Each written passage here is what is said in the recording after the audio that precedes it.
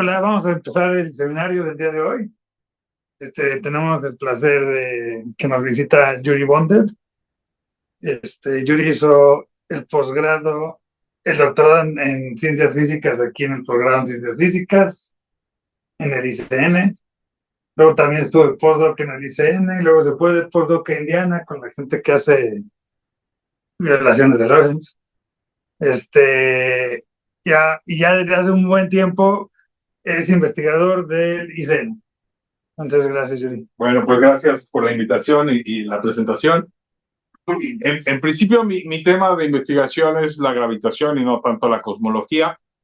Pero armé este seminario para pasar por varios de mis trabajos y en particular voy a hacer énfasis en los que tocan un poquito más a la cosmología. Pero si entiendo bien, pues el punto de la física y del IAC en particular es a veces tender lazos también hacia los que estamos alrededor de la cosmología. Entonces, a ver. Bueno, no logro avanzar, sí, sí. Prometo estar apretando la flecha. Tú me... Ajá, le haces un avance. Órale, porfa. Entonces avancemos de porfa. A ver, perdón. Bueno, no pasa nada. El punto es entonces, primero que nada, motivar por qué nos estamos intentando salir de la relatividad general. Bueno, pues resulta que todo el tiempo nos dicen que la relatividad general es una teoría fantásticamente elegante y pues que tiene predicciones que se han comprobado con muchísima precisión. Y eso es verdad, y acá pongo varios ejemplos. O sea, quizá también nos dicen que hubo una época de comprobación empírica para la relatividad a principios del siglo XX con Eddington y con Mercurio y esas cosas, y luego no pasó nada hasta la cosmología moderna y las ondas gravitacionales. Me gusta poner este ejemplo que es la primera foto ahí a la izquierda. Ese es Pound. Pound lo que hizo fue demostrar experimentalmente el redshift gravitacional en los 50s. Lo que hacían era mandar un pulso de láser hacia arriba y ponían un detector que solo absorbía la luz del láser a frecuencias muy bien delimitadas. Entonces el láser no tenía la frecuencia que era absorbido si no hubiera redshift, entonces iban corriendo el detector hacia arriba. Y justo a la altura en la que la predicción era que la frecuencia iba a ser la absorbida, sucedió. Entonces, pues nada, una prueba muy bonita de algo que es un principio netamente relativista y que se hizo justo en los 50s. También después, pues empezando, como ven ahí, espero en la gráfica, empezando en los finales de los 70s y colectando datos por muchos años hasta los 2000s, se tuvieron las observaciones que normalmente se le atribuyen a Holmes y Taylor, pero pues hay más gente ahí involucrada, donde lo que hacían era ver sistemas binarios, donde al menos uno de los objetos era un pulsar, y con eso ellos pudieron estimar, viendo cómo cambiaba el periodo del pulsar, pudieron estimar la energía que se estaba perdiendo en radiación de ondas gravitacionales. Y lo que ven ahí es la comparación de la teoría con los puntitos del experimento, y es a puro ojo perfecta, pero si uno hace un análisis preciso matemático, es una predicción que concuerda con la teoría tan precisa como las mejores comparaciones entre teoría y experimento que hay en altas energías. Entonces, es una predicción elegantísima y que desde ahí se intuía entonces que existían ondas gravitacionales. Y bueno, a la derecha pongo la famosa foto del agujero negro, pues solo para decir que relatividad general predice agujeros negros, y en realidad tenemos todo un conjunto de observaciones que nos demuestran la existencia de estos agujeros negros. Entonces, la relatividad funciona muy bien, predice cosas nuevas que vemos, hasta que no funciona. Y cuando vemos el rompimiento de esta armonía de la relatividad, bueno, lo pongo aquí en 3 niveles. Primero, pues para que funcione tan bien a escalas galácticas y cosmológicas, necesitamos incorporar materia y energía oscura. Pues nada, se incorporan y funciona, pero todavía no tenemos una explicación clara de fundamentalmente qué son estos dos objetos, ¿no? Quizá un problema más grande que tiene la relatividad general es el hecho de que con las puras matemáticas de la teoría llegamos a la predicción de que no hay manera de salir, si nos quedamos en la teoría, de escapar de las singularidades. Las singularidades son justamente situaciones en las que la propia teoría se rompe, llega a un punto en el que no hace predicciones. Entonces, la propia teoría elegantemente nos está diciendo que tiene un punto de quiebre, pero el punto tal vez más sutil es el hecho de que sabemos que la materia debe ser descrita con la mecánica cuántica, es la única descripción consistente que tenemos de la materia, y sin embargo, las ecuaciones de Einstein nos dicen la materia es lo que uno pone en las ecuaciones para generar una geometría no trivial, o la materia contribuye a generar una geometría no trivial, pero la única materia que podemos poner en las ecuaciones de Einstein para saber trabajar con ellas es materia clásica. No tenemos ni idea cómo incorporar aspectos cuánticos de la materia en las ecuaciones de Einstein, y ese es el problema de la gravedad cuántica desde mi punto de vista. Entonces, pues parecería que así como la relatividad general llegó para arreglar problemas que tenía la física newtoniana, pues quizá llegue una teoría en algún momento, una teoría que llamaremos más fundamental, y arregle estos problemas que tiene la relatividad general, y quizá nos dé predicciones nuevas que no se nos han ocurrido. Entonces esta teoría quizás sea completamente distinta a niveles muy fundamentales, pero a niveles de las escalas en las que estamos probando ahora las cosas, es de esperarse que los efectos de esta teoría muy fundamental permeen hacia una descripción geométrica y los veamos como pequeñas modificaciones de la relatividad general.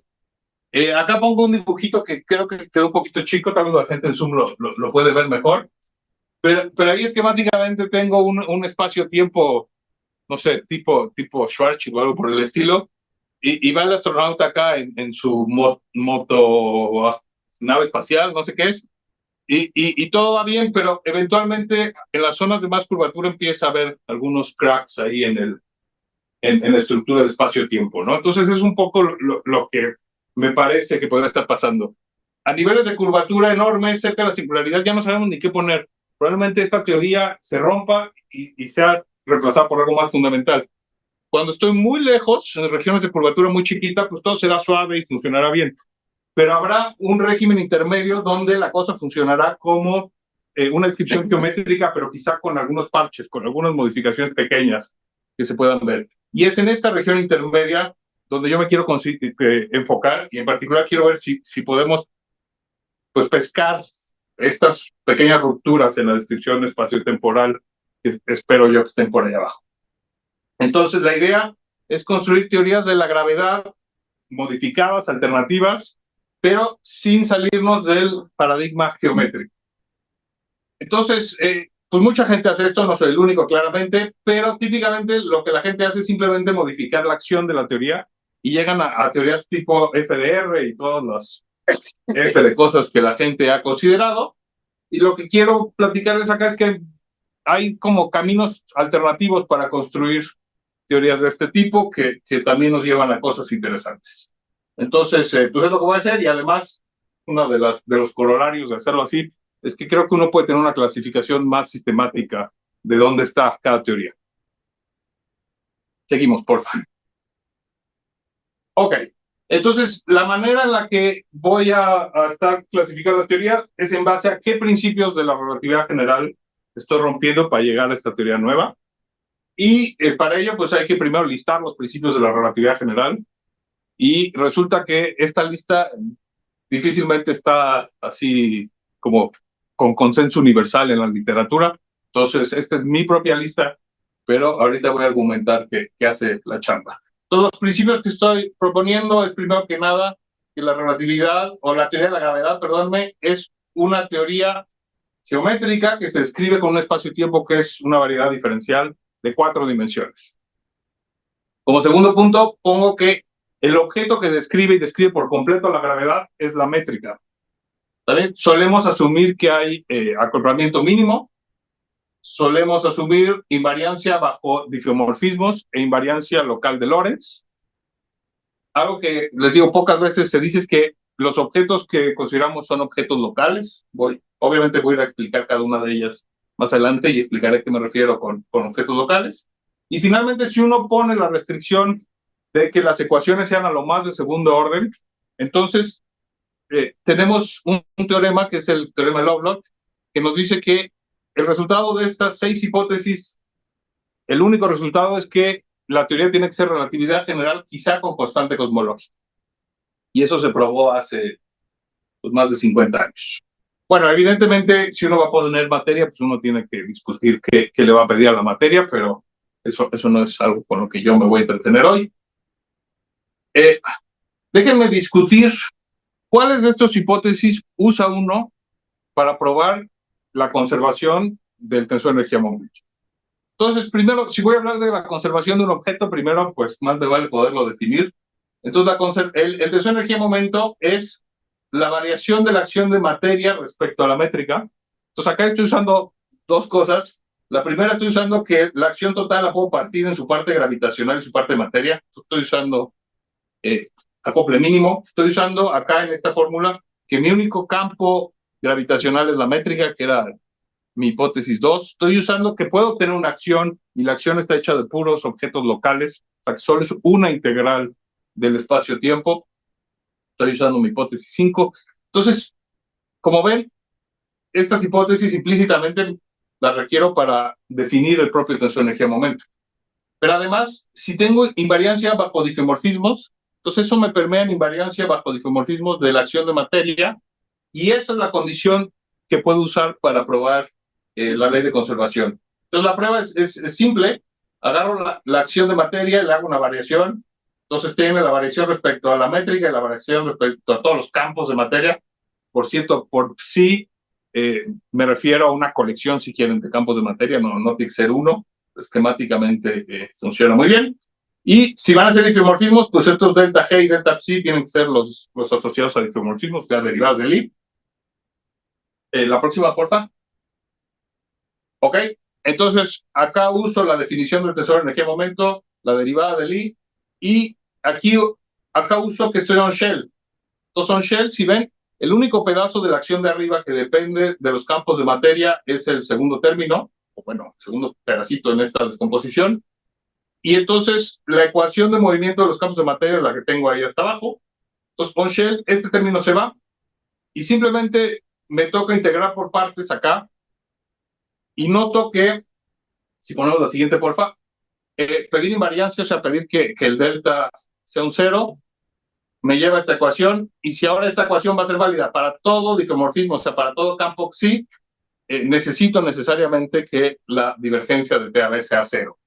Entonces, básicamente usé todas mis hipótesis, menos la hipótesis 6, para llegar a que TAB tenga divergencia 0. Entonces, esto prueba que cualquier teoría modificada que haga menos las de especie, las del tipo FDR, por ejemplo, van a llevarme a violaciones a esta ley de conservación. También podría haber cambiado la dimensión del espacio y tiempo y tener esta deducción. Lo que quiero comentarles es que desde mi punto de vista no es completamente terrible que la divergencia del tensor energía-momento ya no sea necesariamente 0. De hecho, voy a una teoría, bueno, voy a hacer un caso particular donde se ve además que suelen ser generalizaciones elegantes de esta ecuación. Pero bueno, ¿por qué creo que no es tan terrible? Bueno, suelen decir que el tensor energía-momento tiene que tener divergencia 0 porque es la ley de conservación de la energía y la energía se tiene que conservar. Bueno, primero hay que pensar bien esa frase porque para empezar no tenemos una definición local de la energía en relatividad general. Entonces, la energía se puede ir hacia los campos gravitacionales y no sabemos ni siquiera cómo está definida. Entonces, desde que tenemos a la gravedad descrita así, no tiene mucho sentido estar hablando de conservación local de la energía. Y además, acuérdense que todo esto lo estoy pensando como algo que va hacia tener teorías menos incompatibles con la mecánica cuántica, y en la mecánica cuántica tampoco hay conservación de la energía. En el sentido de que el valor de expectación del hamiltoniano va a brincar cuando uno hace mediciones. ¿Okay? Las mediciones nos dan estos colapsos de la interpretación de Copenhagen. Ahí están los estados y evidentemente aquí en este valor de expectación pues están los estados. La gente argumenta que los brincos en este valor de expectación son absorbidos por el aparato de medición, pero uno puede construir, al menos teóricamente, situaciones en las que uno tiene sistemas entrelazados, la medición se hace por allá, y yo tengo un átomo entrelazado con tener algo macroscópico acá en dos estados. Entonces, allá habrá un intercambio de energía de escalas atómicas y aquí puede haber un intercambio de energía arbitrariamente grande. Entonces, no hay forma que el aparato de medición absorba la energía. Pues, a ver, quitando el problema de la medida, Ajá. hay dos maneras que se me ocurren de violar la ley de conservación. Una es violándola en el Lorentz frame. O sea, tú te puedes ir en caída libre. Y ahí, en principio, localmente se conserva la energía según las demás ecuaciones de la física. Ajá. Y otra es que haya términos tengan que ver con la curvatura. Eso tendría que ver con no localidad, necesariamente. A ver, entiendo lo que vas. O sea, tú dices, yo puedo usar el principio de equivalencia, tirarme de un edificio y estoy en relatividad especial, y entonces me conserva la energía. Sí. Eso es verdad, pero es verdad localmente. Sí, localmente. Pero localmente es infinitamente local. Sí, sí. Entonces, en el instante bueno, que yo... derivado. Por eso, pero en el instante que yo tomo efectos en una vecindad, o sea, hago un experimento que no es un puntito, la curvatura entra y ahí se me puede ir la energía. Entonces... Sí, por eso te decía lo de... Ok. Sí, pues creo que no hay ninguna cosa complicada ahí. Ni eso es lo que quería ver si lo diferenciaba, porque además, bueno, cuando pones los... Ajá. Relajar hipótesis de ir, pues ya se olvidó que las hipótesis de ir. Bueno, lo que estoy diciendo yo es que casi todas las hipótesis que voy a violar conllevan a que no es necesario que nabla de T a veces a cero. Lo que digo yo es que si ese fuera, si yo estuviera casado con que nabla de T a veces a cero, aquí se acaba el trabajo y básicamente te tienes que quedar con F de error. Entonces es importante que me preguntes si voy a, si me voy a cortar las venas cuando el nabla de T a menos a cero, y por estos argumentos estoy diciendo que no. Justamente me parece que hay mucho más que FDR, ¿no? Perdóname. Solo comentar que hay mucho más que FDR que mantiene la conservación. Completamente de acuerdo. No es el punto al que quiero y voy a llegar a esa hipótesis en particular. Okay. Vamos, va adelante. Ok, entonces voy a ir principio por principio y en unos voy a meter un poquito más y en otros me voy rapidito. Ese es un poco lo que planeé. Entonces, el primer principio, violarlo, implicaría dos tipos de cosas. O me muevo de 4 dimensiones y me voy a cosas que también se hacen en la literatura, como pasa, por ejemplo, ¿te acuerdas? O me salgo por completo del esquema geométrico y me voy a un esquema donde mis grados de libertad ya ni siquiera son continuos, por ejemplo, que también se hace, ¿no? Tenemos estas teorías de conjuntos causales y cosas por el estilo. Entonces, estas son cosas interesantes, pero en las que no he trabajado. Entonces, déjenme irme al segundo principio, por favor. Entonces, la violación de la idea de que la gravedad es completamente descrita por la métrica, lo que hace es abrirme la puerta a tener más grados de libertad gravitacionales. En este sentido, hay dos familias grandes. Por un lado, hay gente que mete grados de libertad, por ejemplo, escalares o, bueno, tensoriales, no métricos, o incluso métricos, ¿no? Hay teorías bimétricas, etcétera, etcétera. Y el tipo de cosas que he hecho yo en este canal es considerar que la conexión es completamente independiente a la métrica. Si uno considera una conexión independiente, entonces, otra vez, hay dos tensores que aparecen. Uno tiene que ver con si tu derivada aplicada a la métrica te da 0 o no. Ese tensor que codifica cuánto vale la derivada de la métrica es el tensor de no metricidad. Prender el tensor de no metricidad, sin embargo, se entendió desde hace muchos años que lleva situaciones patológicas. Entonces, yo no he trabajado con tensores de no metricidad, pero aún así hay un pedazo más en la conexión, que es el tensor de torsión. El tensor de torsión nos mide si los paralelogramos hechos por geodésicas, por autoparalelas, en el límite infinitesimal cierran, o me voy por un camino, por el otro, y no llego al mismo punto. Entonces, pues es un tensor geométrico fundamental que está ahí, y que en la teoría de Einstein uno lo pone a 0 a mano.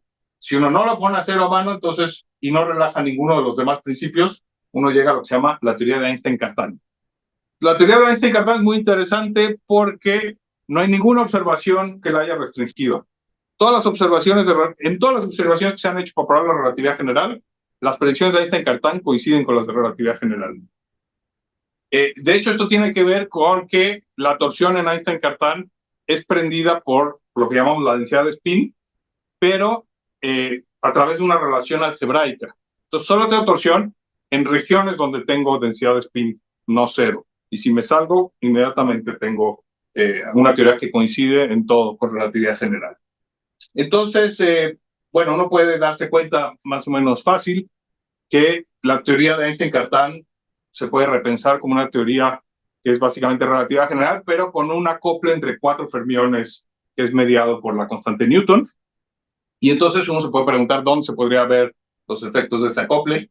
Nosotros en particular propusimos mandar un haz de neutrones polarizados a través de un target también polarizado, y resulta que hay una señal muy bonita que tiene que ver con el cambio del ángulo de polarización del haz de neutrones y que no viene de, por ejemplo, la parte usual de la relatividad general. O sea, si hay este cambio y es mediado por G Newton, entonces necesariamente sería la torsión. Entonces, pues nos pusimos a hacer las cuentas y ahora ya está más bonito. Sí, ya lo vi. Y en principio es observable, aunque da un corrimiento o un cambio en el ángulo súper chiquito para targets realistas. Pero lo que es increíble es que la precisión con la que se manejan los haces de neutrones lentos es impresionante, en particular aquí en este instituto. Libertad Barrón es parte de estas colaboraciones y hacen cosas increíbles. O sea, en principio, si la sensitividad de sus aparatos mejora y pueden construir targets suficientemente grandes, podrían llegar en algunos años a donde tenemos que estar para ver si está este efecto. En este sentido de la teoría de Einstein-Cartan, les cuento, en mi grupo estamos estudiando la teoría semiclásicamente, o sea, estamos acoplando la geometría de Einstein-Cartan con la materia cuántica, pero le tomamos valor de expectación a la materia para que la pueda acoplar a la geometría. Eso es algo que se hace con la relatividad general, pero no se ha hecho con Einstein-Cartan. Y estamos también tratando de ver si uno puede ver si hay torsión o no, sin tenerse que meter al target con algunos efectos topológicos tipo Aharonov-Bohm. Porfa, seguimos. Oye, Sí. antes de que digas, estos modelos que se han estudiado mucho, bueno, muchas máquinas muy sencillas, Ajá, estos que son una función arbitraria de la tensión, de la torsión. de la torsión, Ajá. esos también estas relaciones algebraicas. No, justamente en FDT tienes ya una relación diferencial, pero el grave problema es que si empiezas a poner FDT, típicamente tienes torsión que propaga superluminalmente. Entonces son modelos... ¿Siempre? Sí, en todos los puntos del espacio-tiempo hasta donde tengo entendido. Entonces, a ver, déjame pensar, quizá esto es en la aproximación lineal de la gravedad. Bueno, pero al menos existen puntos como Minkowski donde esto propaga superluminalmente y pues, son fácil de descartar desde mi punto de vista, ¿no? Pero sí. No sé si... Este tipo de teorías puede violar paridad. Este tipo, por ejemplo, ¿sabes qué? Me cuesta trabajo incluso definir paridad en este contexto. O sea, tengo, por ejemplo, describo todo con tétradas. Un campo. Entonces, según yo, paridad tendría que ser, describo todo con tétradas y cambio una tétrada derecha por una izquierda. Y algo más le haría a todos mis demás campos. ¿Pero algo puede así. ser descrito por tétradas? ¿Un FDT? Sí. Ahí sí no veo. De hecho, desde mi punto de vista, siempre que hay torsión, es más natural tétradas que... Sí, claro. Pero eso sí que son argumentos de otro orden. Pero... Simons, ¿no? Ajá. No sé si sepas que ahorita hay mucho revuelo de unos 2 años para acá. 3 años de trabajos que han dado ciertas sugerencias de que hay una violación de paridad. ¿En cosmología? En cosmología. Ajá. Sí. No conozco. Pero Órale, pero sí está. en la distribución de galaxias, de hecho, que hay violaciones de paridad. Ya. Bueno, mi tercer principio acá es acople mínimo y teorías de acople no mínimo se conocen o se propusieron desde los 60, la más famosa es la de Brans-Dicke, aquí están Brans y Dicke. Bueno, aquí hay de todo tipo de cosas, tampoco me quiero meter mucho a este punto, entonces, si vamos al que sigue, porfa. Esto es algo en lo que sí he trabajado mucho, que es empezar a violar la invariancia de Lorentz y bajo difeomorfismos activos. Una cosa que pudimos probar es que si quieres violar estas simetrías, necesariamente tienes que incorporar algún tipo de campo no dinámico. Estos son campos que describen algo a lo que nosotros no tenemos acceso. Por ejemplo, si de verdad hay grados de libertad más fundamentales y no los podemos excitar por las energías y las escalas en las que vivimos, pero aún así se acoplan de alguna manera con los demás grados de libertad, entonces pensaríamos que una buena descripción de algo así es que son grados de libertad no dinámicos. Y matemáticamente lo que uno hace es que pone tensores o funciones en la acción, pero simplemente, como no están bajo nuestro control físico, no variamos respecto a ellos, no tienen ecuaciones de movimiento. Entonces eso es lo que llamamos campos no dinámicos y es lo que necesitamos para violar la hipótesis 4. Entonces, en ese sentido, la hipótesis 4 es equivalente a la hipótesis de covariancia general que nos dice que todos los campos que tienes que poner son dinámicos. La siguiente. Y quiero, como este es un seminario de cosmología, quiero pasar unos minutitos hablando de una teoría en la que trabajé recientemente que tiene un campo no dinámico. Entonces, esta es la teoría unimodular de la gravedad y la acción es esta que pongo acá. El primer término es Einstein-Hilbert. El último término es cualquier cosa que quieran poner como campos de materia. Y lo novedoso es el término intermedio. El término que está en medio tiene un multiplicador de Lagrange que me fija el elemento volumen en raíz de menos g a cero, algo no dinámico, algo predeterminado que quien sea que está haciendo la descripción pone ahí. Entonces, cada una de estas funciones f's, bueno, de hecho es una densidad escalar f, me da una teoría unimodular de la gravedad, que en este sentido es una familia. Las ecuaciones de movimiento son pues la usual de los campos, la usual de relatividad general, pero cuando varío respecto al multiplicador de Lagrange tengo esta restricción en la métrica, y la métrica en realidad está metida en todas las ecuaciones. Entonces, pues no es trivial los efectos de haber involucrado este elemento de volumen no dinámico. En particular, uno puede manipular la ecuación tipo Einstein, sacarle la traza, despejar para lambda y reenchufar, y uno llega a que la ecuación se ve como el tensor de Einstein, pero con un cuarto en vez de un medio. Entonces es la parte traceless del tensor de Einstein, si quieren, el que realmente aparece en esta teoría, y ese hay que igualarlo a la parte traceless del tensor de energía-momento. Lo bonito es que si yo hago una descripción semiclásica de esta teoría, o sea, el tensor de energía-momento se vuelve un operador, tomo su parte traceless y le saco valor de expectación y me voy a la cosmología y uso, por ejemplo, el vacío de Bunch-Davies, ahí el vacío no contribuye. El lado derecho para este caso se me hace cero. Entonces ahí está esta teoría resolviendo parte de las tensiones que hay con la constante cosmológica. ¿Okay? El vacío no gravita semiclásicamente. Y tiene más propiedades interesantes en este sentido de la constante cosmológica. Si yo a mano, esta teoría tiene algo no dinámico que es el F, entonces en ese sentido estamos violando los difeomorfismos. Ahorita voy a hablar de eso. Entonces no necesariamente tengo la conservación de la energía usual, pero si yo a mano le impongo, entonces le puedo sacar divergencia a esta ecuación y llega una ecuación para el escalar de curvatura que se puede integrar. Y ahí me sale que entonces tengo derecho de poner la constante de integración a lo que yo quiera, y resulta que esa constante de integración, si veo dónde caen las ecuaciones, cae justamente en donde tendría que estar una constante cosmológica.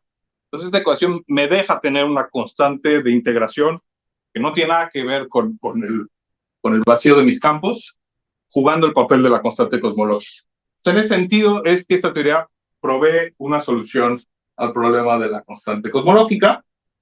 Quiero decir que recientemente nos pusimos a ver si esta teoría hace sentido desde el punto de vista de una teoría que evoluciona. ¿No? La relatividad general normal se da en el espacio y tiempo, ya no tengo que evolucionar nada, pero sabemos que la puedo pasar a una descripción en la que tengo espacio, una geometría espacial que evoluciona en el tiempo, y eso es lo que meten a los códigos, por ejemplo, la relatividad numérica, y para eso hay que revisar si tiene un buen problema de Cauchy, un problema de Cauchy bien puesto. En esta teoría era altamente no trivial porque tenemos una constricción muy distinta.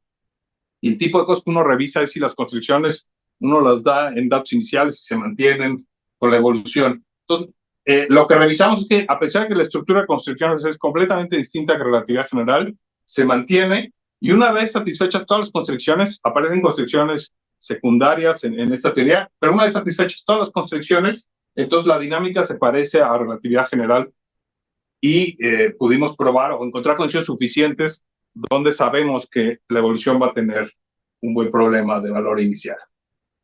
La siguiente, lo que les quiero comentar es sobre cómo poner un mecanismo que esté asociado a la ecuación de conservación de la energía generalizada que me da esta teoría y cómo ponerlos a prueba. Entonces, déjenme ver cómo va la invariancia bajo diffeomorfismos. Entonces, si yo le hago una variación a la acción, a la parte gravitacional, si quieren, de esta teoría, bajo diffeomorfismos, integro otra vez por partes, como hice hace rato. Entonces, el término de Einstein, pues me va a dar, el término de Einstein-Hilbert me da el tensor de Einstein, que con integre por partes se va por la identidad de Bianchi. El término del multiplicador de Lagrange, bueno, cuando haga la variación del multiplicador de Lagrange, me sigue siendo multiplicado por el objeto que va a ser 0 cuando el multiplicador de Lagrange se active. Entonces, on-shell se va, pero me queda un pedacito. Entonces, sí es el campo vectorial sobre el cual estoy haciendo los diffeomorfismos. Y ven que este pedacito me hace que forzosamente sí tenga que tener divergencia 0. Entonces, esta teoría no es invariante bajo todos los diffeomorfismos, sino solo aquellos asociados a campos vectoriales que no tienen divergencia. Eso hace todo el sentido del mundo si lo piensan, porque es una teoría con un volumen privilegiado. Entonces, si empiezo a hacer diffeomorfismos que abran o cierren, tengan divergencia, entro en contradicción con mi volumen privilegiado. Entonces, si quiero encontrar la ecuación de conservación correspondiente, ¡ay! Gracias. Una más, por favor. Ahí. Lo que tengo que hacer es dar una expresión primero de un sí que tenga divergencia 0 en términos de algo arbitrario. Bueno, lo doy como está acá. Estoy usando el elemento volumen métrico, bueno, la derivada métrica, y un tensor arbitrario. Enchufo este sí ahora en la variación de la acción de materia, integro por partes, y llego a una ecuación de este estilo. Entonces acá ven que tengo la derivada de la divergencia del tensor energía-momento antisimetrizada. ¿Okay? Entonces, en particular, si la divergencia del tensor energía-momento es 0, pues esto se satisface. Entonces, está bien. Yo les había dicho que cuando pasa esto de acá, recupero la constante cosmológica como constante de integración, pero esto me deja soluciones más generales. En particular, si le llamo J a la divergencia del tensor energía-momento, me doy cuenta que esta ecuación la puedo escribir en el lenguaje de formas como J tiene D igual a 0, o el DJ es 0. ¿Okay? Bueno, no sé si esto les dice algo, pero el punto es que en este lenguaje la solución es trivial. Simplemente me dice que J es el D de otra cosa, siempre que la topología del espacio-tiempo sea trivial o en regiones chiquitas. Y en particular, entonces, la solución es que el J, o sea, la conservación, tiene que ser el gradiente de una función. ¿Ok? Entonces, digamos que módulo cuestiones topológicas globales, esta teoría me deja que la divergencia de tensor energía-momento sea el gradiente de algo. Bueno, y esto se puso más o menos de moda hace unos 7 años, cuando este grupo, que incluye gente del ICN, dio un feed muy particular que venía de sus ideas de cómo grados de libertad discretos, fundamentales, podrían llegar a absorber energía, y dando esa feed pudieron reproducir el valor de la constante cosmológica. Entonces, pues nosotros lo que tratamos de hacer es tratar de conectar pruebas más estándares de la gravedad con este feed. Y eso es lo que les quiero contar ahorita. Quizá ya acabe, ¿eh? ¿Me quedan como 20? Sí, 20. Ok. La que sigue, porfa. Entonces, lo que tratamos de hacer nosotros es dar un feed y ver qué les pasa a las trayectorias de partículas con masa y partículas sin masa, o sea, haces de luz. Entonces, lo primero que hicimos es usar un método bastante viejito de Papapetrou, donde lo que hace Papapetrou es que toma la ecuación de que la divergencia del tensor energía-momento es 0, y de ahí prueba que las partículas libres y puntuales siguen geodésicas. Entonces, nosotros simplemente pusimos el tipo de cosas que satisfacen nuestro tensor energía-momento, y lo que vemos es que las partículas libres y puntuales, en vez de satisfacer la ecuación geodésica, tienen como una fuente, si quieren, algo que les causa aceleración, que también es bastante natural, ¿no? Es como los problemas de mecánica, que si tengo un globo que pierde masa, pues ya no va a seguir una trayectoria inercial, si quieren. Entonces acá tenemos una expresión para el J que tiene que ver con justamente la pérdida de energía. La siguiente cosa que probamos es que siempre que estemos en simetría esférica, si simplemente imponemos, y en vacío, imponemos la ecuación unimodular en ese caso, que es que la parte sin traza del tensor de Einstein o del tensor de Ricci es cero. Entonces otra vez, la ecuación unimodular en vacío más simetría esférica nos dice que necesariamente tengo una métrica de esta naturaleza. Este es básicamente, si lo ven, es Schwarzschild si lambda es cero, pero tengo la posibilidad que sea Schwarzschild de Sitter o Schwarzschild anti de Sitter. Está muy bonito porque lo que estamos viendo es que realmente la traza de la ecuación de Einstein es la que nos mata ese término, ¿no? Pero si no lo impongo, tengo esa posibilidad. En particular, entonces tengo un resultado tipo Birkhoff en el sentido de que en vacío, en gravedad unimodular, simetría esférica me implica estaticidad. Bueno, y dimos una hipótesis adicional, que es que la pérdida de energía iba a ser esféricamente simétrica. ¿Dónde salió el lambda? La lambda es una constante de integración acá también. Cuando yo resuelvo esta ecuación, es una ecuación diferencial, no, me salen mis dos, m y lambda son mis dos constantes de integración, ¿no?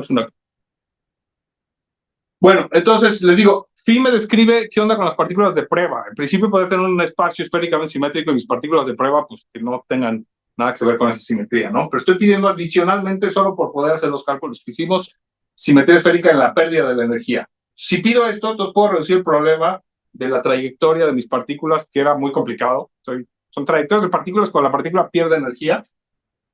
La puedo mapear a un problema de un grado de libertad, como se hace usualmente. Entonces tengo una ecuación para la coordenada R de mi partícula de prueba, que está acá abajo. Este palito es L, en todos lados lo puse cursivo, pero bueno, en fin. Entonces L es el momento angular asociado con la partícula de prueba. Sí es simetría, porque sí tengo el Killing en esta situación, tengo el Killing asociado con el movimiento angular. Pero ojo, a pesar de que tengo el Killing asociado con el movimiento temporal, no estoy buscando geodésicas. Estoy buscando resolver esta ecuación. Entonces, E, que es esta otra constante que está acá, no es la cantidad asociada al teorema de Killing, y sin embargo aparece una E que juega exactamente el mismo rol, pero acá es constante de integración. Entonces, pues es muy bonito que igual, sin tener geodésicas, pudimos hacer este juego bajo estas hipótesis, y entonces llegamos a una ecuación tipo mecánica de una partícula. La siguiente, porfa. Perdón, entonces aquí cambié la L por una L que se nota más. Entonces, esta es mi ecuación a la que llego, donde el potencial efectivo tiene esta forma. Tengo el término, si quieren, de gravedad tipo Newton, el término centrífugo, el término de relatividad general y el término de pérdida de energía. ¿Okay? Y la pregunta es entonces, pues, ¿qué pongo aquí en el término de cómo se pierde la energía? Interesantemente, la teoría no me lo da. La teoría me abre la puerta a poner estos términos, pero no me dice qué tiene que ser. Entonces, nosotros pusimos un ansatz que no me cambia la forma del potencial efectivo de relatividad general, bajo la hipótesis de que si me lo cambiara, ya hubiéramos visto sus efectos, ¿no? Si de pronto tuviera yo algunos picos en el potencial efectivo, hubiéramos visto que ciertas trayectorias no pueden cruzar regiones o algo por el estilo. O acotar los parámetros, ¿no? Sí, hacia allá voy, los voy a acotar, pero lo que digo es que si yo pusiera aquí algo que va como R al cuadrado, ¿se cuenta? Entonces mi potencial efectivo iría así, y yo ya sé antemano que algo así no puede pasar. Sí, o sea, si yo tuviera un piquito acá. Bueno, tendrías un R al cuadrado por un B correspondiente y a lo mejor acotar ese B, ¿no? Sí, de acuerdo. Pero ahí se ve, ya tendría que ser de antemano chiquititito. Ese es mi punto. De acuerdo. Entonces pusimos cosas que no están de antemano restringidas, que son las que tienen esta misma forma funcional. Pues nada, las ponemos y nos concentramos en órbitas cerradas, o sea, las que están acá en este potencial. Por ejemplo, el hecho de que tengas una función libre debe a que la ley de conservación se convirtió en una segunda derivada, ¿verdad? De ahí viene el hecho de que haya una función libre. O sea, acuérdense, acá yo probé que la divergencia TAB se vuelve el gradiente de una función escalar. Sí. Es esa función escalar. Sí, yo lo sé. ¿De dónde viene? Pero es que es muy feo que tenga una función libre. O sea, es algo muy poco deseado. De acuerdo. Pero viene del hecho de que tenías una generalización de la... O sea, yo diría que viene del hecho que tengo menos simetrías en mi acción. Rompí difios. Entonces me empiezan a salir cosas Al final lo que te permitió esa función libre fue la ley de conservación se convirtió en una ley de segundas derivadas. Es que esa es la frase que no te estoy pescando. La ley de conservación, segundas derivadas, ¿en qué? La nabla, teníamos un acuerdo, nabla B por T a... Ya te digo lo que me dices. Sí. O sea, yo tengo nabla de T igual a 0. Eso es lo que dices que son segundas derivadas. Sí, que es lo mismo que te decía yo, que es que el nabla de T es el nabla de un phi. Exacto, que de ahí vino. Sí, de ahí viene. Es una función de integración, de cierta manera. Entonces no tengo nada de dónde fijarla. No hay elementos en mi acción para fijarla. Pero lo que estamos haciendo acá es que aún así la puedo acotar. Entonces, si vamos a la siguiente, porfa. Entonces me fijo, este es mi potencial efectivo, bueno, y me fijo en órbitas para partículas masivas y para luz. Lo hicimos para ambas. En particular, por ejemplo, acá les muestro el resultado de calcular el corrimiento al perihelio de mercurio. Entonces, al primer orden no trivial, pues me da el 1 por esta cosa es el 43 segundos por siglo, que me da relatividad general. Entonces, el 1 es relatividad general, pero tengo las correcciones de gravedad unimodular. Entonces, interesantemente, bueno, esta corrección depende nada más de la masa del Sol, por ejemplo, pero esta sí depende de la excentricidad de la órbita y del tamaño de la órbita. Entonces, esta en particular sería una contribución distinta para cada uno de los planetas del sistema solar y sería relativamente fácil irla a buscar, ¿no? Lo que hicimos nosotros, dado que no somos experimentales, fue comparar con las cotas postnewtonianas que están en la literatura. O sea, en particular, usamos estas para beta-1 que se ponen usando a Mercurio, que se pusieron con la misión Messenger de la NASA hace ya unos 13 años. Entonces, esta es la cota para beta. Para poner esta cota, también tenemos que usar las de light bending en gamma, porque gamma aparece.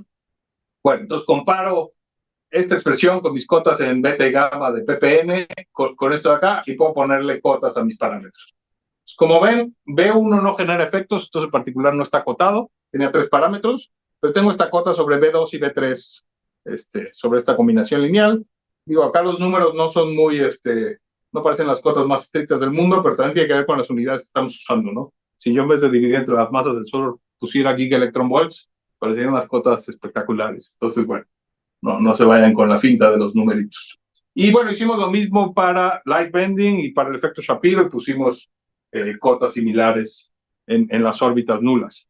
Entonces, el punto nada más es decir que los efectos de gravedad unimodular, si bien no vienen de la teoría, uno puede poner algo sensato y sí tiene efectos físicos, ¿no? Que desde mi punto de vista era la gran pregunta, si realmente lo que uno pone ahí es físicamente medible o justamente como no viene de ningún lado, no hace ningún efecto.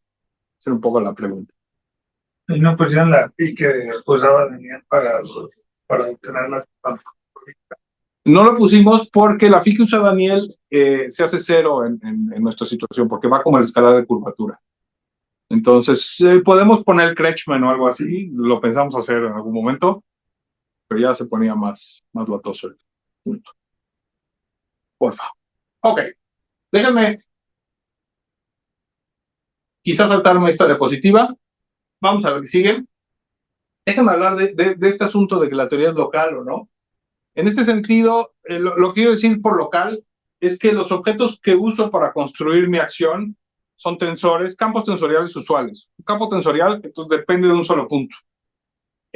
La palabra local se usa en todas las posibles versiones en la literatura. En particular, hay gente que llama teorías no locales, aquellas que tienen infinitas derivadas y cosas por el estilo. Acá estoy usando local, o sea, yo mato la posibilidad de infinitas derivadas con mi hipótesis 6. Entonces, este es otro sentido de localidad. Es el sentido de localidad de que mis tensores dependan usualmente de un punto y que por ende mi acción sea una sola integral del espacio-tiempo. Uno puede salirse de ese paradigma y empezar a poner objetos que dependen de 2, 3, 4 puntos y me dan un tensor, ¿no? Típicamente un campo tensorial es algo que depende de un punto y me da un tensor. O sea, yo le digo qué punto y me da el tensor. Acá necesito darle, les digo, por ejemplo, en bitensores, necesito darle 2 puntos y me genera el tensor. Entonces, lo que hemos estado estudiando nosotros es una teoría donde ponemos a la conexión como algo independiente y a mano relajamos esta hipótesis y le hacemos un bitensor. Entonces, tenemos una biconexión.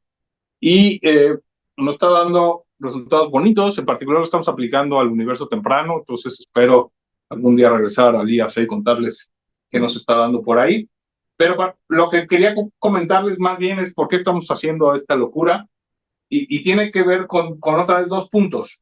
El primero es que pues tenemos este análisis que surge a partir del teorema de Bell y que tiene confirmación experimental de que el universo, la naturaleza, tiene algunos aspectos no locales.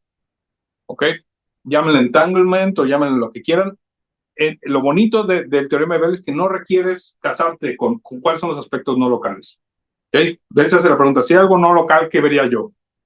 Y resulta que entonces tenemos la confirmación de que realmente vemos lo que saldría de esa no localidad. Y la segunda parte de nuestra motivación quizás es más matemática, y es el hecho otra vez que en gravedad semiclásica, si yo construyo el tensor energía-momento, la cosa natural que me sale de ahí es un objeto bilocal, es un operador que depende de dos puntos. De hecho, uno de los grandes retos que tuvo la gente que hizo la gravedad semiclásica es cómo acoplo eso, o el valor de expectación de eso a la gravedad. Entonces, pues lo natural es tomar el límite. Tengo un objeto que depende de dos puntos, pues tomo el límite en el que los dos puntos coinciden. Se llama el límite de coincidencia. Resulta que en el límite de coincidencia, el valor de expectación del tensor energía-momento diverge. Y el gran logro de esta gente es que encontraron una manera de regularizarlo de manera más o menos seria y bien definida, que se llama la regularización de Hadamard. Entonces, lo que estamos proponiendo nosotros es que todo este rollo de la regularización de Hadamard probablemente no es necesaria si del lado de la geometría tengo objetos que dependan también de dos puntos. Estamos proponiendo una teoría bitensorial semiclásica de la gravedad, en la que tomamos el tensor energía-momento, digamos, como bien. Acá está la foto de Bell, por cierto, ya me quedó muy chiquita, y de Aspect y compañía, que, pues nada, como todos sabrán, hace 2 años les dieron el premio Nobel por estos experimentos. La siguiente. Entonces, sí, ahora sí llego a relajar esta idea de que mis ecuaciones sean de segundo orden, y ahí llego a teorías FDR, y como decía Luisa, y todo un rollo de generalizaciones que uno se puede armar. Al fin y al cabo, lo único que requiero en mi acción, si tengo mis 5 puntos menos el de abajo, es escribir algo que sea un escalar de Lorentz y de Diffeos. Pues nada, FDR es simplemente una de las tantas cosas que uno puede armar, ¿no? Pongo acá la portada de un libro que ni siquiera se ve, pero para que vean que este es un tema nada, que mucha gente lo estudia y que ya llegó al punto de que se hagan libros. Entonces, si vamos al siguiente, porfa. Es otra vez un tema en el que yo no me he metido. Entonces, simplemente para concluir, quiero hacer algunos puntos. Primero, un poco la moraleja de esta charla es que relajar los principios de la relatividad me lleva a teorías de todo tipo y a teorías muy interesantes, me parece, todas ellas. Más allá de simplemente tener teorías muy einsteinianas, pero con mayores órdenes de derivadas y cosas por el estilo. Y bueno, en general, si me salgo de lo que me lleva a la relatividad, entonces puede llegar a situaciones en las que la divergencia del tensor energía-momento ya no es cero. Tengo una, no diría yo, me contradigo a mí mismo, no diría yo que tengo una no conservación, diría yo que tengo leyes de conservación modificadas o generalizadas, como vimos. La propuesta, primero, si quiero empezar a tener un mapa sistemático, entonces, de qué teorías obtengo, es, primero que nada, violar un principio a la vez, ¿no? Violo el de que asumo que no hay torsión y pum, tengo únicamente Einstein-Cartan, por ejemplo, porque tengo todos los demás. Pero si quiero empezar a tener teorías con torsión más generalizadas tipo FDT, tengo que violar ese principio y lo que llamé mi principio 6, por ejemplo. Entonces, pues nada, acá, por ejemplo, en esta referencia incluimos torsión y la construcción unimodular al mismo tiempo, porque la torsión nos arreglaba un problema de la teoría unimodular. Entonces, pues sí, a veces es bonito romper más de uno. Y nada, como mensajes más, si quieren, filosóficos, quiero decir que si este programa va a tener algo de que nos dé pistas de la teoría más fundamental, pues quién sabe. Pero al violar los principios de la teoría, una de las cosas que podemos ver, tanto empírica como matemáticamente, es qué hace ese principio por nosotros en la teoría. Eso no lo puedo ver si no relajo el principio. Entonces, este programa nos está dando eso, lecciones de qué hace cada uno de los principios por nosotros. vemos que hay principios que los puedo relajar y no pasa gran cosa, como el de torsión, y principios que relajo, como el de no tener cosas no dinámicas, y me rompe todo, como lo más sacrosanto que es la invariancia bajo Diffeos. Entonces, pues nada, me parece que es un ejercicio valioso, importante, y que incluso si nos vamos a creer que GR es la teoría de la gravedad, pues tenemos que hacer, ¿no? Pero, pues al fin y al cabo, con hacer esto estamos proponiendo experimentos nuevos, estamos proponiendo pruebas matemáticas nuevas, estamos viendo que las técnicas usuales para probar el problema de Cauchy quizá no siempre sirven. Entonces me parece que es valioso también por ahí. Y al fin y al cabo, pues esto tiene el potencial de que alguna de estas teorías modificadas sí explique mejor algunos de los fenómenos que vemos y nos dé pistas de cuál es, hacia dónde va la teoría más fundamental de la gravedad. Entonces, desde mi punto de vista, es un ejercicio pues extremadamente valioso. Bueno, gracias. Con esto termino.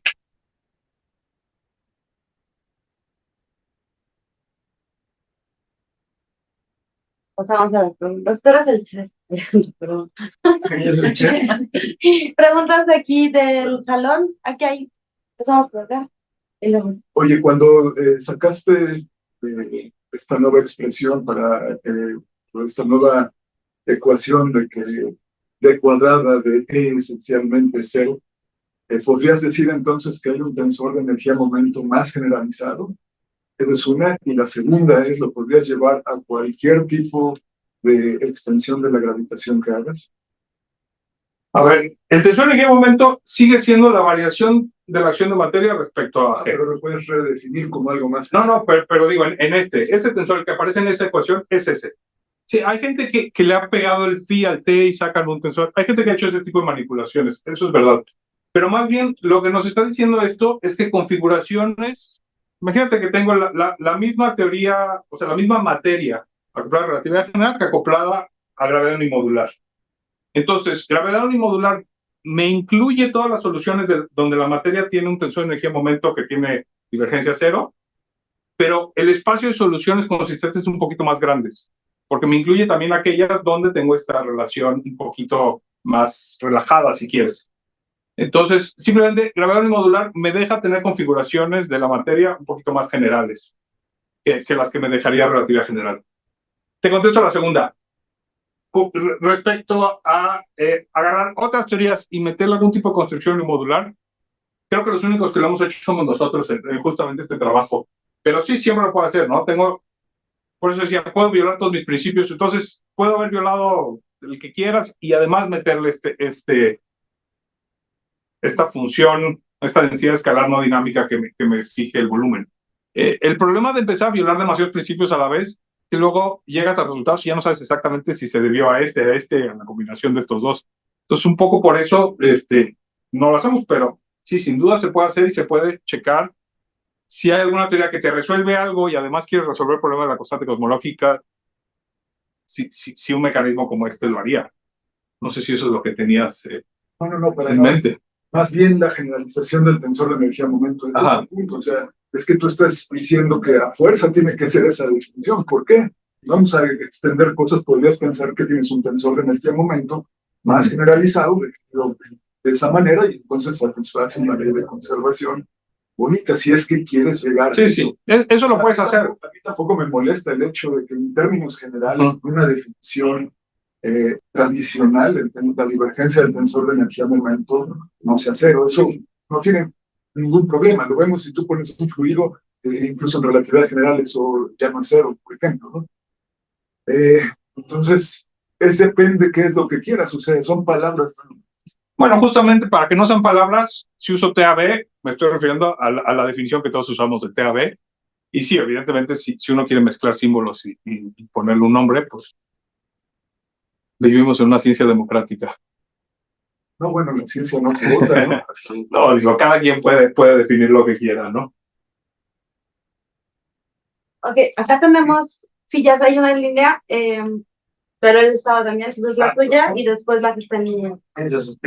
Ajá. Mi pregunta es, como en este contexto donde se quiere hacer un poco compatible o quiere generar enfoques compatibles en la relatividad general y la mecánica cuántica, mi pregunta es si tú tienes un conocimiento de que también han tratado de hacer enfoques desde la mecánica cuántica, es decir, como relajar también los postulados de la mecánica cuántica, aunque lo veo un poco más muy complicado, ¿no? Más bien, lo que hacen mis colegas ahí nucleares es reconocer que el postulado de la medición no está bien puesto, no entendemos bien qué es, y lo que están haciendo es irse a teorías modificadas de la mecánica cuántica que atacan el problema de la medición, y ahí están estudiando entonces las consecuencias en la parte gravitacional. Los demás postulados de la mecánica cuántica, pues los podrías relajar también, pero como que inmediatamente dice, si tengo varios postulados de la mecánica cuántica, pero hay uno que no está bien puesto, pues sería el primero que atacamos, y es este de la medición. Pero sí, sin duda uno podría extender este juego a listar todos los postulados de gravedad y mecánica cuántica y hacerlo más grande y más sistemático. En principio es lo que tendríamos que hacer. ¿Puedo contestar la pregunta de ahí?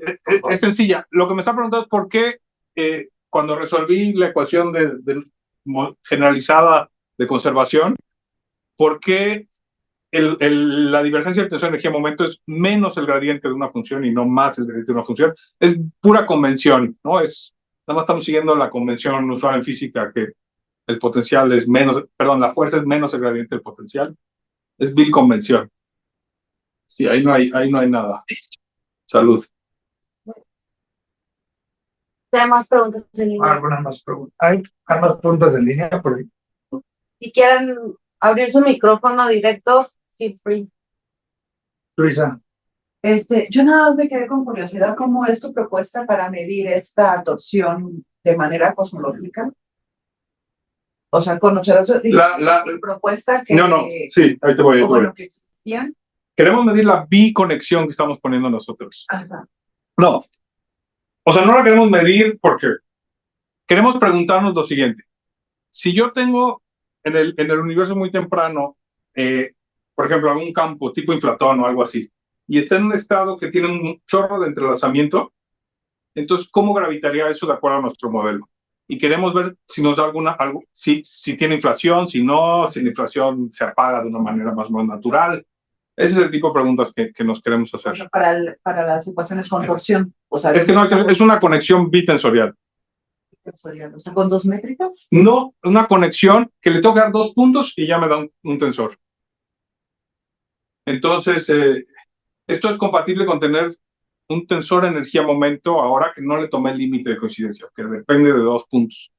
Entonces es compatible a su vez con tener a tu campo en estados altamente entrelazados y todo por el estilo, que es lo que creemos que está, por ejemplo, en el universo temprano podría estar en una situación así. Entonces, pues nada, son talachas espectacularmente horribles, pero ahí vamos. Más preguntas.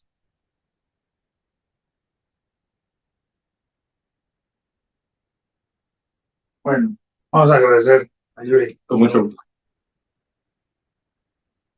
Gracias. Con mucho gusto. Ahí te mandamos constancia. Qué horror, ¿no? O sea, ahora vivimos Ya sé, con papelitos. esclavos de las constancias. Sí.